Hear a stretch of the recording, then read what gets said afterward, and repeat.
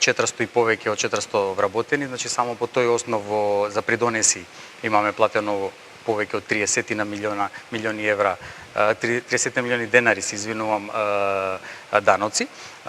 По посебната давачка за игри на среќа во категоријата во која што спаѓаме, односно 23% колку што плаќаме, 20% посебна давачка и 3% за Агенцијата за млади и спорт.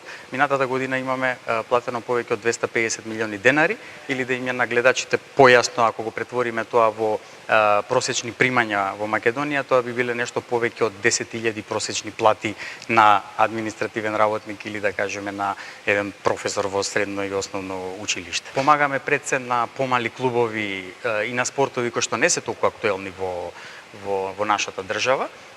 Имаме донирано на џудо клубови, на таеквондо клубови, значи спортови кои што носат и бележат голем напредок, меѓутоа многу помалку се вложува во нив.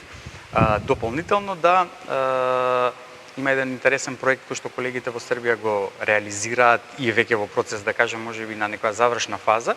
Тоа е 100 терени за една игра, бидејќи кошарката е таму многу популарна.